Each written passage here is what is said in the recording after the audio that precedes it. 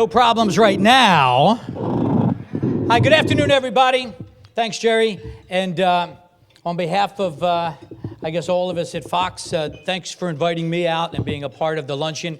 I know Jerry had asked me a couple of times to come out and host or MC, and I know that the broadcast pioneers made a trip to Fox 29 not too long ago, and that kind of rekindled the whole relationship. You know, as he mentioned, right now I'm the traffic anchor for Fox 29. I do the mornings from 4 to 10, and then after that, everything from different segments to neighborhood events. I was at CBS Channel 3 for over 13 years. Missed the guys over there, missed the people, but I got out at a good time. And I had talked to Fox a couple of times, and it just wasn't right. It just didn't work. You all know the business, contracts and no competes and all that other crazy stuff.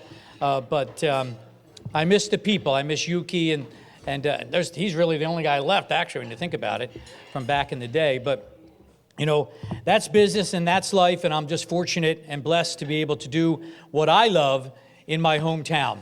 Growing up, North Catholic High School, I always wanted to be a DJ on the radio.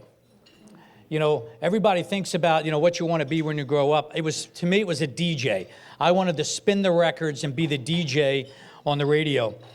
And to kind of do that, we grew up in Bridesburg. My parents didn't have any money. Row home. I had to pay my way through Temple University. So I started my own mobile DJ business. At the church, the DJ didn't show up one day, and he said, "Bobby, come get your records and come on. It's DJ the Dance. We charge these kids $3 to get in. We're not giving them their money back." The nuns. So I went home, I got my records and my record player, and that started the business. So what greater DJ in Philadelphia that I can think of, other than the Geeter Jerry Blavat, was always my idol growing up. And it's funny, when Jerry asked me to be here today, I had said yes, and he said, "Oh, that's good. Hear me tell you the lineup." And he tells me who's here. I'm like, "Oh my God, Jerry, I got my career started with Jerry." So I'm honored to be here today to actually bring Jerry up in a couple of minutes. But DJing the record hops and the proms led to weddings, and that led to me actually getting a chance to meet Jerry. I forget where we were, or he was where he was. And I just went up and introduced myself to him. And I'll never forget that he was somebody that kind of took me under his wing. And he said, "Look, why don't you come on down to the station, and you can shadow with me, like an internship." And I'll never forget that, because that gave me the opportunity to kind of get into the business, to meet different people, and a chance to kind of get that on-air radio experience that I never had an opportunity to do at Temple. No offense to Temple, but so, through Jerry, it opened up a lot of doors. I mean, obviously, this business is a small one. The gang here in this room can all attest to that. There's not a lot of us that do what we do, and probably less now than there was back then. But through Jerry, I had an opportunity to meet some of the other folks in the radio business, and I was offered a job. My first, I worked with Jerry on the air, Pat Delsey station over there, 1540. I got to meet all those guys from PGR and Star 104.5, and from there, I had an opportunity to get a job at WMGK. It was my first official radio gig in Philly on the air. And that was all because of Jerry. He gave me that opportunity. And what I'll never forget about Jerry is that, he wasn't pissed that I went and got another job. But, one thing he always said to me, and I'll never forget, where is he? Is he here? Oh, here he is, right here. Okay. Never forget where you come from. And I'll never forget when he said that to me, because I still remember that. And I still say that to the interns that started today at Fox. I still say that to the schools and the people that I go and talk to whether it be at Temples Broadcasting, never forget where you come from. Because where you come from and how you were born and raised makes up your personality, whether you want it to be that personality or not. But, you know, Jerry gave me that opportunity to jump on and leave his farm, but we never lost touch, right? We've always stayed friends, and I know that there are other guys that have gone the same way and haven't been friends. And that broke my heart, because I know that a lot of the other guys all got their start through Jerry. And I think to myself, man, how would I feel if that ever happened to me? So, you know, it's a pleasure to see Jerry out and about. And, you know, from working on the radio and spinning the records, you know, I got as we all know, the radio business changes. This one got bought up by this one and that one. And I've been working for Clear Channel, and they owned, you know, 4 or 5 in the city. And they wanted me on all of their radio stations. And one way to do that was for me to do traffic. And I remember Dave Allen saying to me, we want you to do traffic. I'm like, traffic? What the hell are you talking about? He goes, no, you're good. You're Philly. You know the Philly thing. You know the Boulevard. You know 95. You know how to do it. Forget about DJing the records. I want you to DJ the traffic. I remember thinking to myself, okay, I'll DJ the records like the Geeter, so I'll DJ the traffic. So I said, all right, let's give it a shot. I gave it a shot, and then, you know, long story short, I became the traffic guy for all of the Clear Channel stations. So I was, you know, Bob Kelly on Fox 20, on Alice 104.5, and then I had to go to Power 99, the urban station, right? So I walked into their studio, and they're playing all kinds of hip hop, and they looked at me, and I'm like, who are you? Who's this skinny white kid coming in doing traffic? Like, we can't call you Bob Kelly. We got to come up with a nickname for you. You're laughing. I'm like, all right, how about Bobcat? All right, you're Bobcat. So I became Bobcat on Power 99. What's your favorite station? Power 99. And we talked about the Broad Street, the bumping on Broad Street, and I came up with all different things. So from one different format, and then I went to smooth jazz. WJJZ 106.1, you know, and so it was a whole different, Clear Channel had all the different stations. So again, long story short, you know, that's how I got into the traffic business. And the general manager at the time at Channel 3 back in the day listened to smooth jazz and said, hey, he contacted me and said, would you be able to do your shtick that you do on the radio and bring that to television? That they were looking to do traffic and, you know, becoming more of an item that they could feature in the morning show. So, you know, luckily, God bless Dave Allen. He's a good guy. He's over here at St. Joe's, I think, or LaSalle. And he allowed me to get out of my contract and go to CBS. And I was there for 13 years.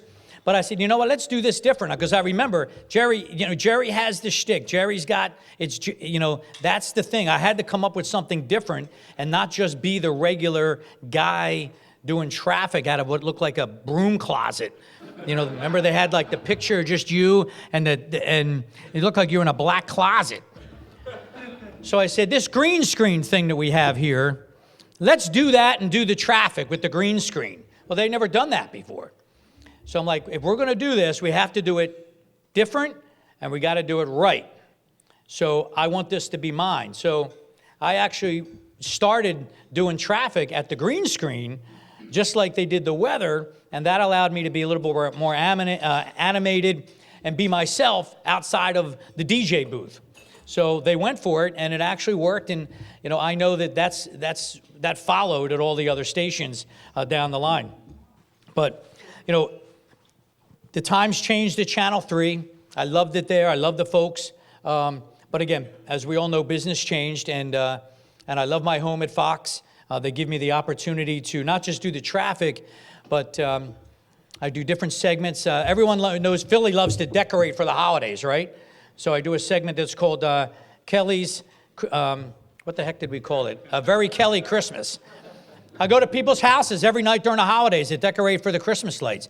The Clark Griswolds of Philadelphia. We put them on television. like 13th Street there in South Philly. Thursdays, tomorrow, I go to a different neighborhood and a different breakfast spot. Every neighborhood has got that breakfast spot that's famous for the chipped beef on toast, or shit on shingles, as my mom and dad used to call it, right? But whatever you called it, we loved it. And every Thursday, I go to a different place, and it's fun. It's fun getting out and meeting the people, and I think that's the connection. And I learned that from Jerry.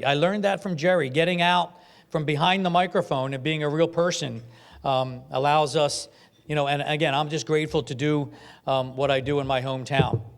So, when Jerry here, our guy at the broadcast, asked me to be here today, it was an honor to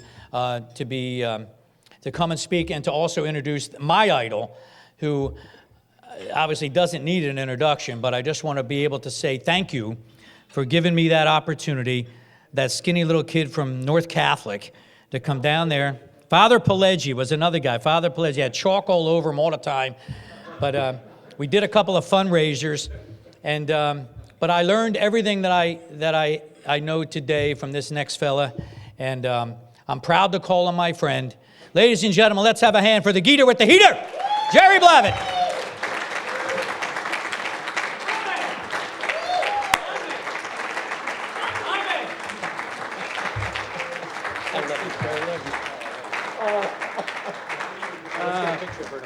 Ready? Come on. All right. That's for the billboard on 95. First of all, it really is a pleasure to see most of you people that at one time or another have been a part of my life. And it's really heartwarming because, as Bob said, I met him through a priest, Father Pileggi, who oblates to St. Francis de Sales. And he was working at a cockamamie bar. What was it called? The bus stop? The bus stop, which was a bust out. So the secret of our business is passing on to young people. And he was, as a matter of fact, his daughter was just born at that time, a little girl. And he said something which is so prevalent and so important for people in our business. When God gives you a talent and you're able to be successful with that, embrace other young people who would like to have what you have. Never begrudge. Bring them into the fold and help them, because they will never forget where it comes from. And I have a very funny philosophy about when we read in the newspaper today. You read about Prince, you think about Whitney Houston, you think about Frankie Lyman, you think about Elvis Presley, you think about Michael Jackson. These were great, talented, gifted people that God gave them a special gift. And when God gives you a special gift, if you don't take care of it, He takes it away from you. That is the gift. We all have been given a special gift as broadcasters, producers, directors. Nobody fulfills a life like we do because we give to other people through the talent that God gives us. So my philosophy, with all of these wonderful, talented people, they never took care and never appreciated the talent that they had. If they did, they still would be here today. So you, as a traffic guy, as a disc jockey, you have that God-given talent. You just needed someone to open up the door. I remember my dear friend Bill Wright. Bill Wright Sr., when I first began, and I'm going back with WIBG, there was no WFIL at that time. I was always a black kid listening to HAT, WDAS. I always, from the very beginning of my career, when I was dancing on Bob Horn's bandstand, had a love for music. I would go to Sunray drugstores in South Philadelphia and spend hours going through the bins of the real deal. Ain't It a Shame by Fats Domino, Not Pat Boone, Shaboom by The Chords. And I would listen to music. And coming from a broken family, being a lonely kid with me and my sister, my father being in and out of the can, if you read the book, and my mother who has to get a job as a riveter to support my sister and I, and we're being shipped off at 6 o'clock in the morning to St. Monica's Day Nursery while the kids are playing that night out in the street. And I'm saying, yo, Ma, the kids are playing. Stata zitta. You got to be up at 6 in the morning. I got to go. I'm a riveter. And she would drop us off at St. Monica's. So I found, listening to radio at that time, Straight Arrow, Kaniwa Fury, all that intrigued me. You know, out of the west shadow, who knows what evil lurks in the hearts of men? The shadow knows. And I'd say, wow. And then I found music, because the Italians were always dancing and all of that. And I found music, and I found a show called Bandstand. And Bob Horn, as you said, you never forget, I never forget, he's the man that introduced me to show business. I was a little pisher. I was 13 years of age. I snuck in there, but I danced, and I won the jitterbug contest. And they couldn't throw me out because I won the contest. Now I start to get fan mail. Wow, I'm a star in South Philadelphia. I get into another dance contest. I win that one. Tony Mamarello, who was the producer, comes over and says, listen, Bob wants to see you. I go into the office, and he says, did you lie to get in here? How old are you? I said, I'll be 14 in July. He said, how'd you get in? I said, I snuck in. He said, well, look, we can't throw you out. You're getting fan mail. You're most popular as a dancer. You know the dancers. No more contest. But what I want you to do, we're going to make you the head of the committee. You'll rotate the kids on Bandstand. Remember, you had to rotate every 15 minutes? So I'm getting $15 a week.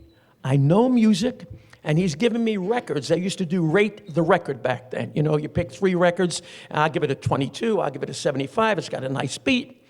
So he gives me Pat Boone, Ain't It a Shame? He gives me Tweedledee by Georgia Gibbs. I say, yo, Bob, that ain't the real deal. He said, what do you mean? Dot Records, a major record company, Mercury, you know. I said, no. Laverne Baker's, how do you know that? I said, well, I listened to Jocko, the ace from outer space. He said, well, get me the record. So I started to give him the real deal, Tutti Frutti by Little Richard. So all of a sudden now, I am not only picking the records, listening to the records, but I'm in Southeast Catholic, and you get out of school at 2:15. I get on the subway, I go up to Market Street, get on the L, and I am there by 3 o'clock. The show goes on at 3:30, locally. The next thing I have to do is when they have Joni James and when they have Patti Page and the DeCastro sisters, I have to take care of them before they go on camera. So when Bob would say, we have company, I would get off, and I'd say to Patti Page, Miss Page, you have to stand over there. That's your mark. And and you sing. So all of a sudden, man, Bob Horn is the guy that introduced me to these wonderful people. Tony Bennett, Perry Como. Now what happens is there's a little guy that's in town promoting a show, a stage show. And Bob says, now we're going to have company. We're going to have company. We'll be right back after commercial. So I go to this little guy, and I said, okay, when he says we have company, when we come back, you go there. He says to me, hey, man, where'd you learn how to dance like that? I looked at this guy. I said, hey, everybody in South Philly, we dance. We want to impress the girls. He says, man, you're like a little white me. It was Sammy Davis Jr. And from that time, Sammy and I became lifelong friends. And as a matter of fact, Monday, which was May the 16th, he died in 1990. He was only 64 years of age. And if you read my book, I was there when I zipped him up with Bobby Darin's manager at that time. Sinatra came in. But my life has been blessed because of the fact I followed my passion. I followed my heart.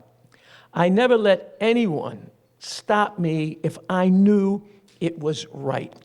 Bill Wright was one of the guys that helped me because he was a terrific, and still is, a format disc jockey. High Lit, Joe Niagara, Jerry Stevens, these were great format disc jockeys. Frank X. Fuller. I never intended to be a disc jockey. I intended to be an entertainer because of what happened with Bob Horn. And by accident, Pat Delsey can tell you, he and I go back to the very beginning, I mean, with Sam and Jack Lamar. And I've had many things that I've done in my life. I was a promotion man. I was Don Rickles' valet. I mean, because that was show business. And I got into radio, as he can tell you, by accident. I was doing a live broadcast from the Venus Lounge because I went up to WCAM and I bought the time from Bud Hibbs at that time. And I made money. A snowstorm, an act of God, closed the city. I owned the time. I took my rock and roll records and I went up to Camden on the snowstorm and started to play Little Richard, Fats Domino, Chuck Berry, Frankie Lyman. And the phones were ringing off the hook because of the fact that kids were surfing the dial to find out if they had school the next day. And they're hearing music that was not the popular music of the day. And they're saying, wow, what is this? And I didn't leave the station because there was no relief for 3 or 4 hours. And the next day, Bud Hibbs called me up. He said, what did you do? I figured, well, nobody came. I was playing my records. I was rapping and doing my thing. He said, whatever you did, I mean, and you got to understand, Pat can tell you, WCAM, you can go up there and buy an hour. You had the Polish hour, you Ricardo Muñez, you had the Italian hour, you had the gospel hour, you had whatever you wanted. They'd sell you anything. So that's how it began. And the big guys were WIBG. And I could understand how they would say, wait a second, we're 50,000 watts. This guy's on a 250 watt station. We're doing record hops. We got 200 kids, which was great at that time. I come along, I'm getting 1,000 kids because of the fact it was not competitive. I was a kid. Sid Mark, great story about Sid. His daughter loves Madonna. So Madonna at the time was the hottest thing, couldn't get a ticket. So Sid said to me, look, Eater, you know Madonna, you know Freddie DeMann, who's my dear friend. If you read the book, all these names are true. He said, can you get me 4 tickets?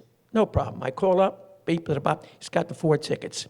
He calls me after the show, he says, man, she was sensational.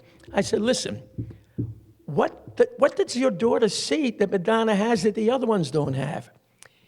He said, it's what the kids saw. And when the kids first heard you, there was an honesty. You did what you did from a heart, not a research chart. And every one of you people here, in your own capacity, have done that. Whether it's Billy Carlucci or Charlie Gracie or Bobby Rydell, performers are very special people. You can be sick, you can be bad, you can have a hangover or a headache, but when you come out to perform for people, you make it happen. And you've made it happen for me. Because without your love, without your support, without your understanding of what I was trying to do, it would have never happened. But the one thing I can say, the most important thing for me has always been the audience and the freedom for me to pursue what I feel is in my heart and never lose the passion. And remember, the gift that I have, the gift that we all have, is a gift from God. If only these other performers who are not with us today, who are magnificent talents, understood that, they would not be dead today. I want to thank you for, my man, this guy, this is Mike, right? Mike, yeah. Mike was with me how many years ago?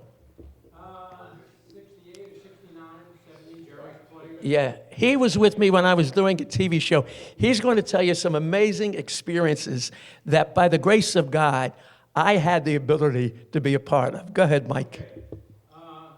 You can tell them about Peter Fonda, Jack Nicholson, Yeah. and Dennis Hopper. Oh, yeah. They came in and do the show, and I was director. He was director. Let me tell you what happened. I go out to the coast to do The Monkees. And I stay with Sammy Davis, because Sammy and I were, as I said, dear friends. And when I do The Monkees, I meet Jack Nicholson. This is before Jack Nicholson is a major star. He was writing bits for Johnny Carson and also for The Monkees, screenwriting. So they made a picture called Easy Rider, okay? And it was 1969. 1969. So the Monkees are on tour. They're coming in to do my TV show with Mike directing. And they say to Nicholson, and they say to Dennis Hopper. And I knew Dennis. I used to hang in L.A. I mean, my life has been so crazy. It really has been. So the Monkees come in, and they bring in Jack Nicholson and Dennis Hopper, because it was the premiere of Easy Rider. And that was an amazing show, Mike. It was an amazing show. Nicholson, by the way, was the funniest. I'm sorry, got Mike. No, yeah, and you asked Peter Fonda that Peter was there, right. Jane cooked for you, and he said she made the best what? She made the best macaroni, the best pasta. That's it. Yeah, that's right. Peter Fonda was with them. You know, how about the thing with Charlton Heston? Yeah, this guy, he conned Charlton Heston into an interview just because his knowledge of movies was so great, and he said, I love that Indian movie, and he wound up with Charlton Heston in his back pocket. This is a true story. Kurt Kerkorian bought MGM, okay, all of the rights, and they reissued Ben-Hur, the premiere, in Florida. So the station sends me down to do, and at that time, William Wellman, the director, directed Ben-Hur. So back then in the day, they would take #1 guys who were on TV from every city, and they would put you up, and you would do 3 minutes. So you would take the thing back to promote the movie. So I'm going to do an interview with William Wellman over there, and there's Charlton Heston, and there was Stephen Boyd, okay? So we're doing it at the pool, at the Fontainebleau. So, okay, the director says, okay, next. Mr. Heston, this is Jerry Blavat, Channel 6, WFIL, blah, blah, blah, blah, blah. And he's there in a tennis, remember, he loved tennis. He had a tennis shorts on, and he sits there, you know, a big guy, okay? So I look at him. I say, wow. Man, I remember your first picture was called The Savage. You played the Indian that was adopted by the Sioux. He says, wait a second. You know that picture? I said, yeah, around 1952. Let me tell you about that picture. It's the first picture I ever made. He said, I had to ride bareback on a horse. He said, I fell a horse 10 times, baby, and he went on and on. Now the director's saying, his director's saying, the movie. He said, no, let me tell you about this. When it's over, he says, okay, come on with me. Let's have a drink together. And he drank Heineken. I had dinner with the guy. He wants to take me to Hollywood. I mean, and Joan Crawford. How about Joan Crawford? She was so drunk she almost fell off. Oh. I used to dance up the ramp. And I would go, boop, boop, and the kids would say, go, Jerry, go. Go, Jerry, go. And I would dance, and that's when Peter Fonda and these guys looked at me and said, what the hell's this? Look at this guy. How's he do that? So my first advertiser was Melcorn with a Mountain Dew. Now, you remember Mountain Dew? Mountain Dew, the bottler was Pepsi-Cola. But at that time, you had the franchise bottlers that did not want to touch it because it was terrible at that time. You tasted too sugary, blah, blah, blah, blah. Anyway, they become my sponsors, and we sell Mountain Dew out. It becomes Yahoo. I came up with that, Yahoo Mountain Dew. I did that because when you taste it, you go, oh, Yahoo Mountain Dew. It was really a put down, but it worked. Yahoo! So they gave me a corncob pipe and a hat, and it worked, okay? Now, because of that, Pepsi-Cola says, we got to buy this guy for a year. So what happens? They buy me, and Joan Crawford is married to the president and CEO of Pepsi-Cola. Steele, Al Steele his name was, okay?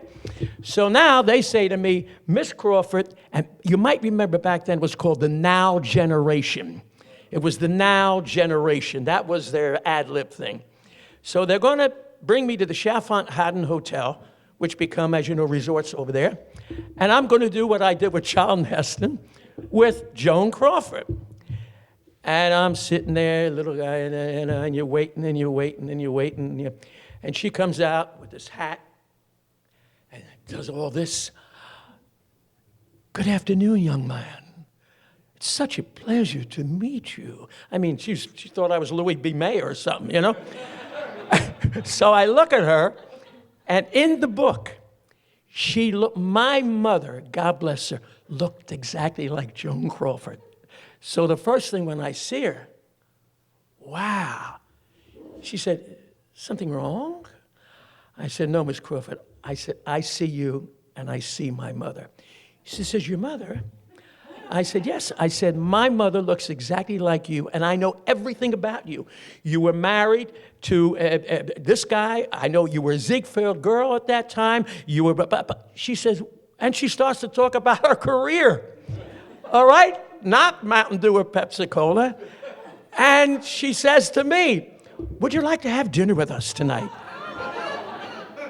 Now, what I do is we invite her to the TV show. This is so crazy. She had the dressing room, and she had a big Hungarian woman. Remember, Mama, she called her, right? She would get, when she would come to do an interview, she would have Pepsi Cola with her. It had to be on the podium or in the stand, but they would spike it with gin or vodka. That's what she. So imagine her trying to come up the ramp, and the kids are this. She was drunk. She almost fell off the ramp. We only had, right? The show, it's a half an hour show. You only have 23 minutes between commercials, right? We're waiting, and I'm ad-libbing, and she comes, and she's, now, the greatest is this. Paul Diotoner gives her the key to the city, if you remember, with a big plaque. It's in the book, pictures in the book. 23 minutes, and we had to get off because she'd take up the whole show. She says to me, she's at the Bellevue, you know, this council president, would he like to have dinner with me tonight with you? Paul, I said, oh, Joan Crawford, absolutely. When we got to the Bellevue, the presidential suite, at 7 o'clock at night, they had everything out there, and Mama says, Miss Crawford will be out momentarily. Have a drink. So we have a drink. This is God's honest truth. The suite, the master bedroom. She comes out. She has no wig on. She's no makeup on. She's wearing the dance leotards. And she says, you know, I was a Ziegfeld girl. And I swear, you had to see Joan Crawford with no makeup, no eyelashes. I mean, small little lady, beautiful. But wow. I said, Paul, I think I'm going to go down to the hunt room, have a drink. So he had dinner with Joan Crawford. What happened, I have no idea.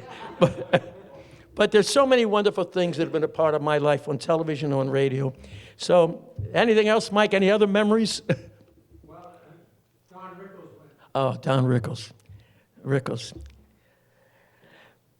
Nat Siegel, who many of you may not know, Nat Siegel was partners with Bob Horn with a record company called Sound and Teen. When Bob lost the show, Dick Clark took over, and it became Cameo Parkway Records. But Nat also managed Danny and the Juniors, the Dovells at that time, and the Orlons.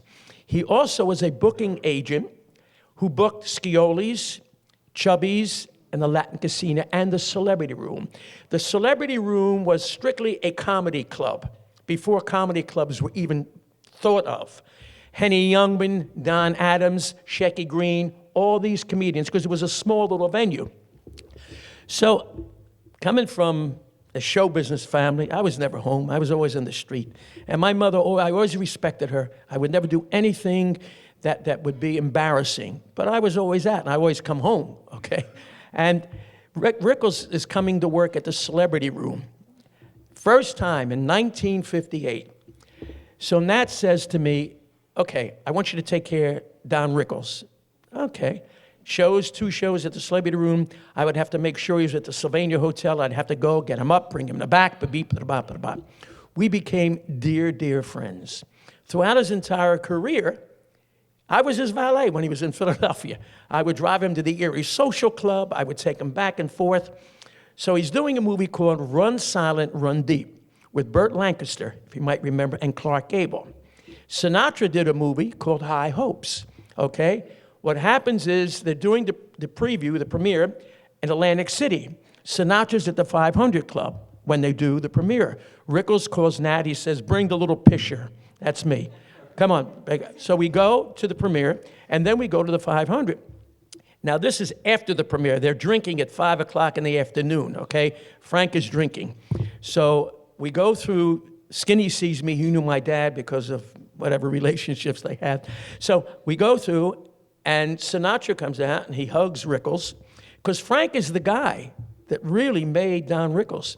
Don worked at a place called Slate Brothers in L.A., okay? And Murray Franklin's in Florida. But what happened is Frank would go in to see Don Rickles, and he would bring Humphrey Bogart, Clark Gable, he would bring Lauren Bacall, all of these stars. And that's how Don Rickles became big. So Don says, Mr. Sinatra, this is my valet. Frank looks at me, he says, oh, Matchstick. That's what he called me. I was a skinny kid. Nice to meet you. Shakes my hand. After we leave, Rickles says to me, that was Don. Don says, that's Sinatra. You weren't impressed? I said, if it were Chuck Berry, if it were Fats Domino or Little Richard, I'd be impressed.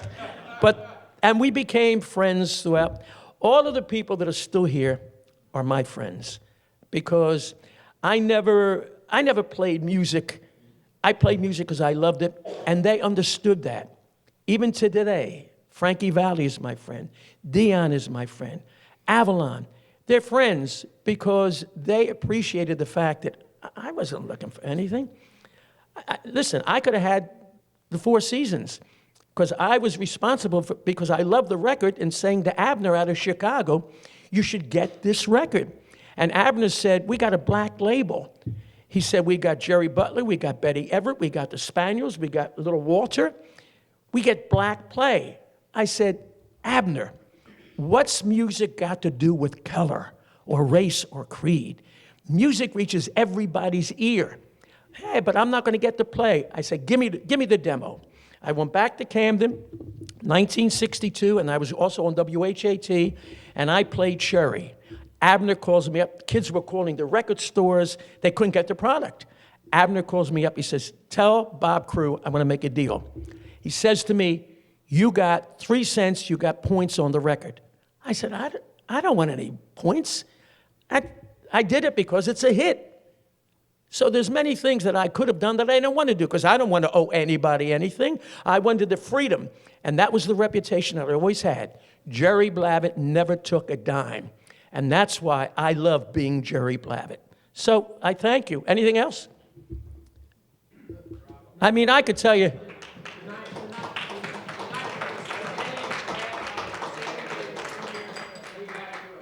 Oh, yes. I had Sammy at my house. My mother cooked. That's the time that Sammy proposed to Altavis, and I was Sammy's best man. He proposed at my house, and his mother. Let me tell you, before I leave, let me tell you who thought she was going to be Mrs. Sammy Davis. Okay? Lola Falani, because she was one of the dancers, and not talking out of school. It was Lola, Blinky Williams, and Altavis Gore. And Sammy, was a man about town, so these dancers, they would party and all that. Lola Falani was at my home with Altavis when Sammy says to me, and his mother was there, and she kicked me. Sammy says, Gita, what are you doing tomorrow? I said, what do you want to do, Sam? He says, you know a judge? I said, wait a second, Sam. You got a problem? He said, no, I'm going to get married. His mother kicked me. Boom. She says, what's this little I'm going to do now? He says, Altavis, will you marry me? She dropped her fork and started to cry. Lola Falani got off, left the table, got the limousine, and left my house. And he married Altavis the next day. It's show business, people. they live for you people and they live for the audience. Love you guys.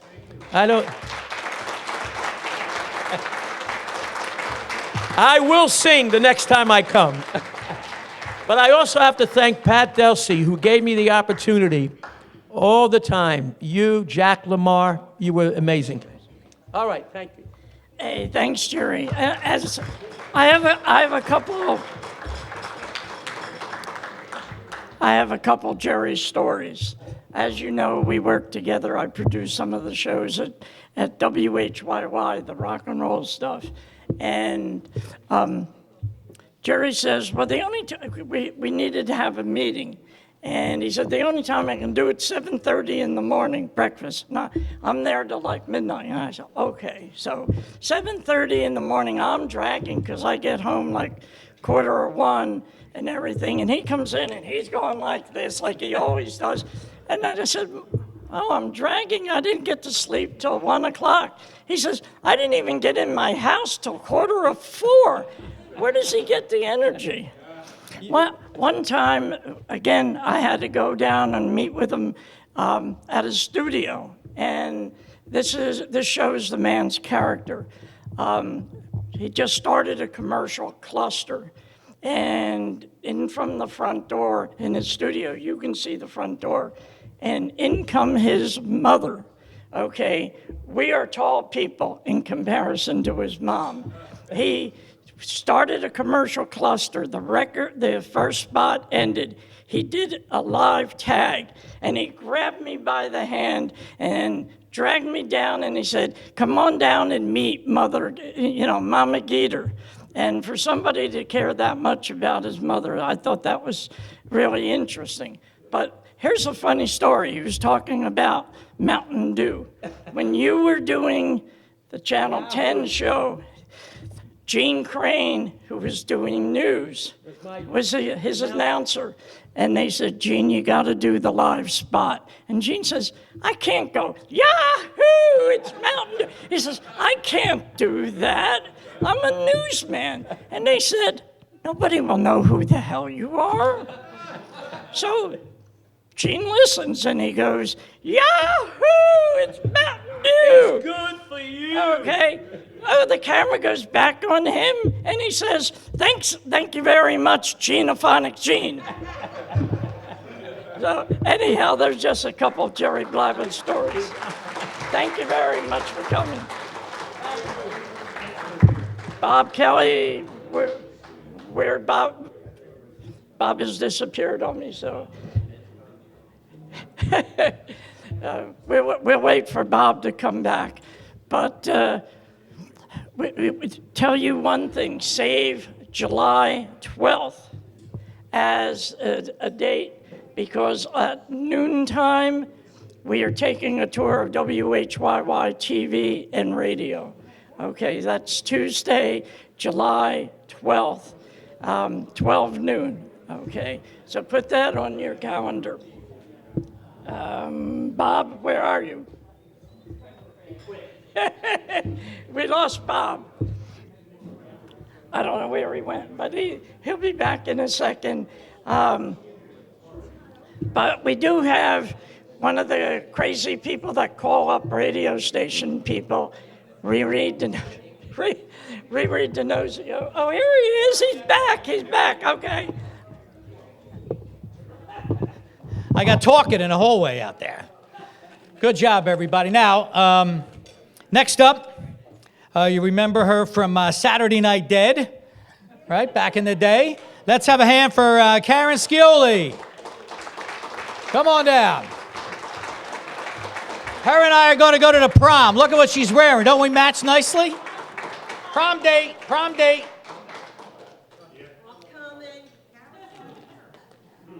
How you doing, Bobby? I'm doing good, baby. She said she's going to surprise us with stuff. This ought to be good. Hi, Dom. Good. There's How no are you? kids in the house. It's a- Mwah. You look good. You look good. You look good. I know I look You know good. you look I good. do. There you go. You're right there? I'm good, thank you. All right. Karen couldn't be here. Obviously, she doesn't care. So I'm here, Riri DiNucci, your South Philly hairdresser. How you doing? And I have to say, I have some notes because I have some announcements to make. But I just want to thank you very, very much for having me here. It's a great honor, I have to say, but I'm still not sure why Jerry keeps inviting me back. I don't know. But I'd like to thank my agent. I don't want to mention any names. Mike Nice, where is he? I just want to say thank you once again for another unpaid gig. But I don't need the money. I don't care. I'm busy, right? I'm busy, and it's nice to get out of South Philly every once in a while, come out here to the sticks, see how, the other half lives.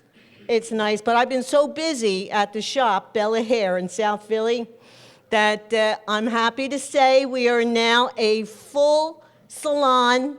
So girls, come on over, full working salon. I had to buy the row home right next door and knock through to expand my waxing station. I got a lot of hairy people down there. I mean, just my family alone. We're talking hairy. I used to get my wax directly from the same people that Madame Tussauds get their wax from. But I made a deal in January. Now I go directly to Madame Tussauds. They send me all their pre-meltdowns right to my shop. Because, when they have popular celebrities, they like to update them if they lose weight or gain weight. So just the last shipment, I got 4 Oprahs. It's a little weird putting them in the back room, scares people, but still, Like I had Aunt Nuda Dooch came in last week. I dragged her in. I said, you got to get your upper lip and your eyebrow waxed. So, not only did my anesthetician pass out from all the wax fumes, but we went through 2 Oprahs just for Aunt Nuda Dooch. So, anyway, it's really exciting being here on this program. I couldn't believe it. There's a lot of good hair in the room, I have to say. Lots of good heads of hair. Billy Carlucci, where is he? He's got a good head of hair. That's hot as hell, right? Right? He looks good. And I was so excited he's here because I just found out last week that we're related, me and Billy Carlucci, because my brother-in-law, Joey DiNucci's first wife, her stepmother's cousin lives next door to Billy Carlucci's mechanic. Yeah, and where I come from, that's like, close family. That's right. He does. I'm not as happy to see Bob Kelly today, even though, I love Bob Kelly, but we had a little run-in last week. I had to drop off some Trump hairpieces at Fox, and I pull up, and there was, lo and behold, a spot right in front of the station on Market Street. I'm like, oh, I can't believe this is my lucky day, and I pull up right in front of the place, and Bob Kelly's coming out, and he says, Reevy, you can't park here. I said, okay, what? So you're the traffic guy, now you're the parking guy? What do you mean? He said, you're going to get a ticket. Like I'm worried about getting a ticket, right? Where I come from in South Philly, somebody comes to your house, oh, where'd you park? Oh, I'm double parked in front of the hydrant. Oh, you're okay there. So like Bob Kelly's going to scare me about a ticket? I don't think so. So anyway, I have to say I do have some announcements. I want to give special thanks and attention to Gary Merkin for the many, many hours of labor he put in digitizing all 141 episodes of My Cousin Stella's Saturday Night Dead. Thank you, Gary. Thank you. All 6 years of Stella, and I think by now Gary knows Stella's cleavage like the back of his hand, so. And also, I can't believe I'm on the program with the legendary Jerry Blavitt. Oh my God, this is amazing. And I don't know if he remembers this or not, but one time, I think it was like 1972, I went disco dancing with my girlfriends at Stilts on Oregon Avenue. It was dark, and I'm standing at the bar, and there was a guy next to me, and he said, you're standing on my foot. And I said, no, I'm not. And he said, yes, you are. And then we started making out. I think it was Jerry Blavitt, but I could be wrong. Is he here? Does that ring a bell? I told everybody it was Jerry Blavitt, so, you know. I'd also like to mention that, one more thing, Gary. Stella mentioned that one or two old VHS tapes might have been accidentally mixed into the bunch. And she said for me to tell you she wants them back. I have a check, no questions asked. Let's not go all TMZ on me, okay? I'm not through selling the copies, but I'll do. All right, we'll talk later. Okay. I also want to add to my shop that I am so close to getting my Botox licensing for being a technician. I'm so excited about that, so we're going to add that to the shop. It's like always been a dream of mine to be able to inject poison into my mother-in-law's face. I'm excited. I'm counting the hours, I'm telling you. Okay, let's see. Oh, and for those of you who have asked, thank you very much. Chucky is recuperating very well from his vasectomy. It was my decision that he go through that. Not that we're going to have any more kids. I just wanted to see him go through that. I mean, after giving birth, spawning a devil child, we're not going to have any more kids. But also, for anybody who's interested, 2 weeks from tomorrow, in South Philly is the annual spring blessing of the potholes.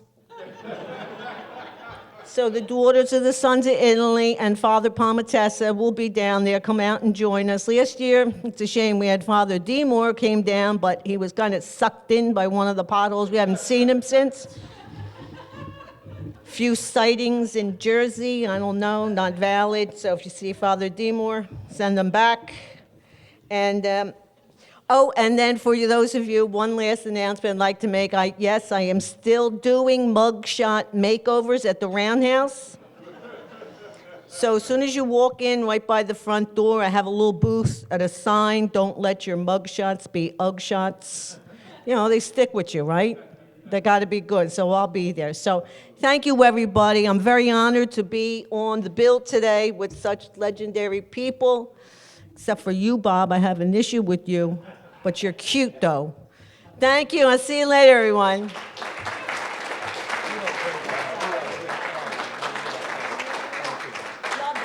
Isn't she great? Bringing back good memories, The kids nowadays, they'd never be able to appreciate some of that good stuff. Good stuff. And she did not pull up in front of the station the other day. But otherwise, we would have taken care of her on that ticket. But funny story, though, you talk about parking. My first day at Fox 29 was a surprise. We wanted to keep it under wraps because we had some contract things that had to be worked out at the very last second, and we wanted to make a big splash, especially now with social media. Stuff can get out, and the news can be old by the time you really want to make that announcement. So my first day, I showed up, and if any of you had seen it, I pretended I was a person just waiting on the bus. Well, I had a hoodie on and a backpack, my son's backpack, and I had my IFB in my ear. And Mike Jarrett came out and said, we're tired of not having a traffic person. We're just going to go out and get somebody off the street corner and bring them in. And that's how we did it. But that morning, I parked for the first time, and along 4th and Market there, it's dark, it's 3 in the morning. I saw the spot, I pulled in. There was no meter, so I didn't know. Here, it was a handicap spot, and in that stretch of Center City, living in a neighborhood, the handicap spots are painted blue, right? And they're usually on the corner. They're not in the middle of the street on Market Street, and the meter was only about 3 feet tall, which I get it for the handicap, but the folks that were putting the trash out the night before had all the trash piled all around the meter. So I just parked the car, got out, went in, figured, I'll catch it later. 8 o'clock, I'm out front, live with the Temple Pep Band, because they were in town doing a game this weekend. And as I'm live on TV talking to the camera like I am now, I see in the reflection of the glass my car going behind me on the tow truck. So I'm talking, and you know, you have like you're multitasking in your head. You know, you got to keep going because we're live. But I'm thinking that looks like my car getting towed back there. And off I go, and we finish the hit, and we're done. And when we're done, the cameraman says to me, "Was that your car?" I'm like, "Yeah, I think it was. You noticed that?" He goes, "Yeah, we saw you pull up this morning." I'm like, what the? So I had to get down to the parking authority. But that's enough. You ought to do some good joke. You got some good material. I'll call you. We'll go down there together. Straighten stuff out. Call me. Call me maybe, right?